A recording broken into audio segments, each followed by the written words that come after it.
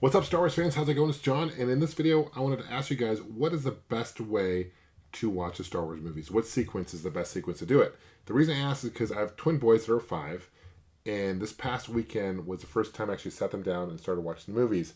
They finally have the attention span to do that. Before, they just didn't have the attention span. They get distracted, run around. I've tried before, trust me. But they've really enjoyed it, and it's really cool. I'll share with you guys in a second kind of my plans, or at least what I think would be a good way to introduce the movies. I'm curious what you guys' thoughts are too, because I'm sure you guys have been in maybe similar situations, or maybe you have a preferred way. So I guess the question is, for someone who's never seen the Star Wars movies before, what is the best way to watch them? Is it starting with episode 1, they go 1, 2, 3, then 4, 5, 6, 7, 8, and then the 2 spin-offs, Rogue One and Solo? Would that be the best way to do it? Or should I start them episode 4, 5, 6, and then go 1, 2, 3, and then episode 7, episode 8, Rogue One and Solo? Kind of like that's how I guess they were released. Would that be the best way? Or should I do, 4, 5, 6, 7, 8, skip the prequels altogether, or, maybe not show them Rogue One and Solo right away because I'll confuse them.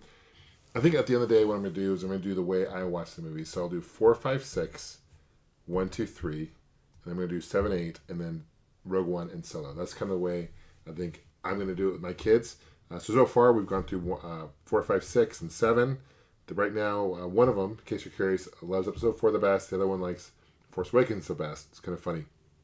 But it's interesting in the mind of a 5-year-old, because it's funny, watching episode 4, one of my sons, Mark, was like, "Daddy, why didn't Chewbacca get the medal at the end of episode 4? Because he does have a medal. That's a good point. I don't have an answer for him. It's just kind of funny how that works." So I'm kind of find myself watching these movies and kind of explaining a little bit what's going on so they can connect the dots. I think showing them Rogue One, maybe Solo, kind of explaining, they got a little confused with the time jump from episode 6 to episode 7. I had to explain there's like a 30-year gap, whatever, between those two movies. I haven't showed them any of the cartoons yet. So again, Clone Wars, I could show them that, which I do plan on doing that. So I'm going to show them that. I'm going to show them some cartoons as well, which they've enjoyed. I've showed them already some cartoons. But there's a lot of Star Wars content to show them. I'm curious what you guys think. I know a lot of people frown on the prequels, episode 1, 2, 3. Looking back on it, I don't think they're certainly terrible movies. Episode 2 is my least favorite movies of Star Wars movie there is. And that's just because the love story, I think, is a little off and it's kind of awkward movie to watch for me.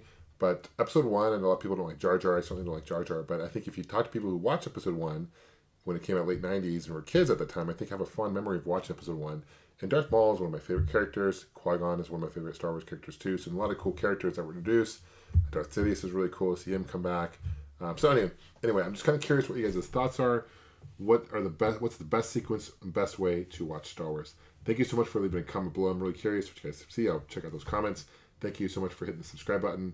Turn on your notifications. That helps a lot. Liking this video also helps. We'll see you guys soon. Take care, and may the Force be with you.